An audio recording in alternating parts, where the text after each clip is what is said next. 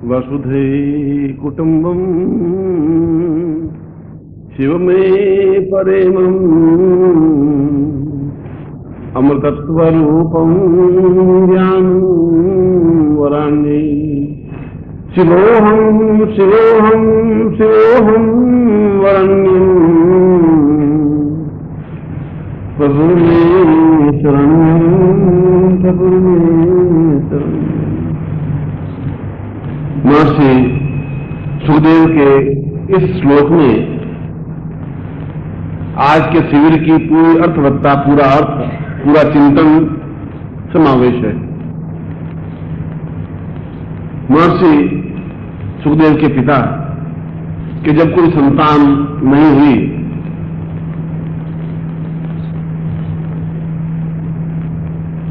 और बड़े ही व्याकुल परेशान कि जीवन में अगर पुत्र ही नहीं हुआ, ऐसे मैंने जीवन में कौन से पाप किए कि मैं अपने वंश को आगे नहीं बढ़ा सकूं।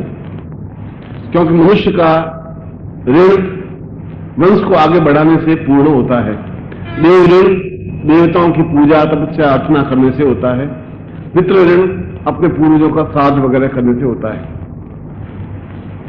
अमरनाथ की गुफा और अमरनाथ के बारे में आपने सुना होगा। कश्मीर के आगे पहलगाम और पहलगाम के आगे अनंतनाग और अनंतनाग के आगे एक श्रेष्ठ स्थान पर अमरनाथ, जहां बर्फ का शिवलिंग स्वतः निर्मित होता है और सावन की पूर्णिमा को हजारों लोग जाते हैं। एक बार पार्वती ने भगवान शिव को पूछा कि मुझे 5 रहस्य समझाइए। पहला रहस्य तो यह कि क्या व्यक्ति अमर हो सकता है, मृत्यु पर विजय प्राप्त कर सकता है, और कर सकता है तो कौन से मंत्र से, कौन से विधि से, कौन सी तरकीब से। क्या एक दरिद्री व्यक्ति जिसके भाग्य में विधाता ने दरिद्रता लिख दी हो, क्या वो संपन्न और ऐश्वर्यवान बन सकता है, कुबेरपति बन सकता है, और अगर बन सकता है तो कौन से मंत्र से बन सकता है, विधाता के लिखे हुए को कौन से मंत्र से टाला जा सकता है।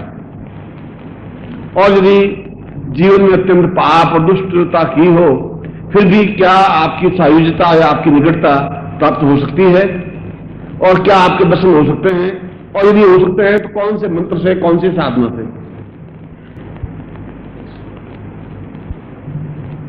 भगवान शिव ने कहा कि इन प्रश्नों के उत्तर मेरे अलावा तुम्हें इस संसार को दे भी नहीं सकता। मैं बाकी प्रश्नों के उत्तर तो तुम्हें दे सकता हूं, मगर अमर होने या मृत्यु पर विजय प्राप्त होने के प्रश्न का उत्तर मैं तुम्हें अभी नहीं दूंगा। प्राची ने कहा कि अगर उत्तर देने हैं तो फिर 5 ही उत्तर दीजिए। एक प्रश्न का उत्तर दें और एक प्रश्न का उत्तर नहीं दें, ऐसा नहीं। आप मुझे उस विधि को भी बताइए जिस विधि से व्यक्ति पूर्ण मृत्यु को विजय प्राप्त कर सके, जिस विधि से पूर्ण दरिद्रता पर विजय प्राप्त कर सके, जिस विधि से अपने दुर्भाग्य को समाप्त करके सौभाग्य में बदल सके, जिस विधि से अपने पूर्ण बीमारियों को, रोग को समाप्त करके अपने पूर्ण आयु लाभ कर सके, और जिस विधि से, 5 विधि से आपके साक्षात दर्शन कर सके। और उससे बड़ा तो सौभाग्य क्या होगा कि मोक्ष खट्वांगम परशुरंजिनम भस्म फणिना कपालम चेती यत्तव तंत्रोपकरणम। पुष्पदंत कह रहे हैं कि संसार में भगवान शिव के दर्शन से बड़ा तो दर्शन नहीं है।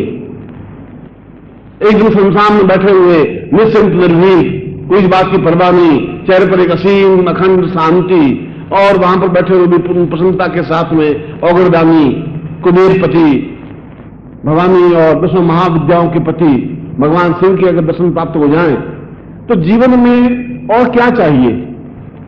जीवन इसलिए तो नहीं पैदा हुए हैं कि हम केवल जिंदा रहें, सांस लें, रोटी खाएं, मर जाएं। जिंदगी के कुछ और भी मूल आयाम हैं, मूल उत्स है जिसको हम नहीं पहचान पाते। अगर सूर्य को हम देख लें तो अंधकार मिट जाता है। बुझे हुए दिए को अगर मोमबत्ती से लगा दे, माचिस से लगा दे और उस ज्योति को देख लें तो अंधकार दूर हो जाता है 2 फुट के घेरे में। और केवल गुरु के दर्शन कर लें,